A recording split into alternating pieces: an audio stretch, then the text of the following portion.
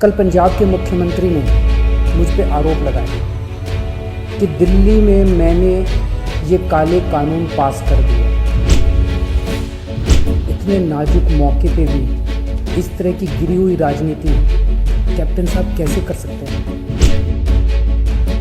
ये कानून केंद्र सरकार लाई है और कोई भी राज्य सरकार इन कानूनों को ना तो रोक सकती है और ना पास कर सकती है। अगर राज्य सरकारों पे होता तो देश भर से किसान केंद्र सरकार से बात करने के लिए दिल्ली क्यों आते? आप सबको नमस्कार, सत श्री अकाल। आज पूरा देश देख रहा है, हमारे देश का किसान कड़ी ठंड में रात को आसमान के नीचे खुली सड़क पे सो रहा है। ये सोच के सारी रात नींद नहीं आती। आज कोई भी देशभक्त ये देख के चैन की नींद नहीं सो सकता। ये लड़ाई सिर्फ हमारे किसान भाइयों की नहीं है, ये हम सब की लड़ाई है। जरा सोचिए, जो 2 वक्त की रोटी हम खाते हैं वो हमारे किसान भाइयों की मेहनत की उगाई हुई होती है। हम सबको इस लड़ाई में अपने किसान भाइयों का साथ देना है। कल पंजाब के मुख्यमंत्री ने मुझ पे आरोप लगाए कि दिल्ली में मैंने ये काले कानून पास कर दिए। इतने नाजुक मौके पे भी इस तरह की गिरी हुई राजनीति कैप्टन साहब कैसे कर सकते हैं? ये तो तीनों केंद्र के कानून हैं। जिस दिन राष्ट्रपति के इन तीनों कानूनों पे दस्तखत हुए थे, उसी दिन ये तीनों कानून पूरे देश में लागू हो गए। अब ये किसी राज्य सरकार के ऊपर नहीं है कि वो इन्हें लागू करेगी या नहीं करेगी। अगर राज्य सरकारों पे होता तो देश भर से किसान केंद्र सरकार से बात करने के लिए दिल्ली क्यों आते? वो अपने अपने राज्य के मुख्यमंत्रियों से मांग करते।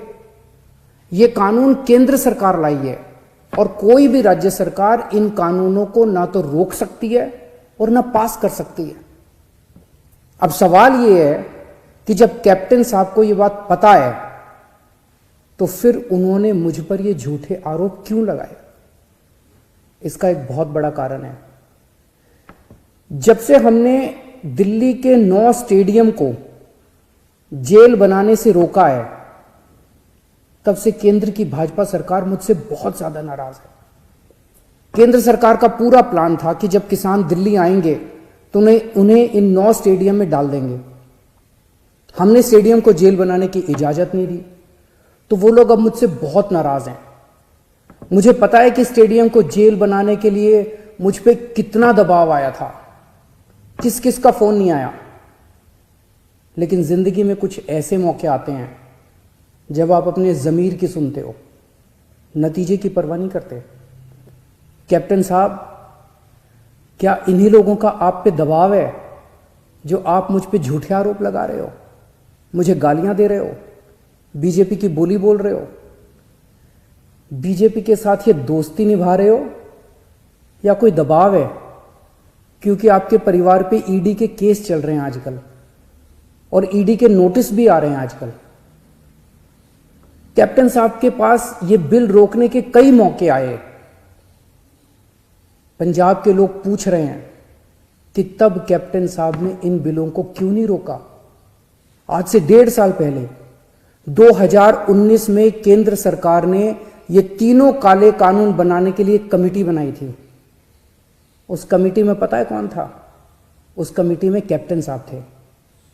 कैप्टन साहब, पंजाब के लोग आपसे पूछ रहे हैं कि आपने उस कमेटी में इन काले कानूनों को क्यों नहीं रोका? आपने कमेटी में एक बार भी इन काले कानूनों का विरोध क्यों नहीं किया? आपने बाहर आके लोगों को क्यों नहीं बताया कि केंद्र सरकार इतने खतरनाक कानून बनाने जा रही है? कैप्टन साहब, आपके पास 1 नहीं, 2 नहीं, 3 नहीं, इतने मौके आए जब आप इन बिलों को रोक सकते थे। आज पंजाब का किसान आपसे पूछ रहा है कि आपने ये बिल क्यों नहीं रोके?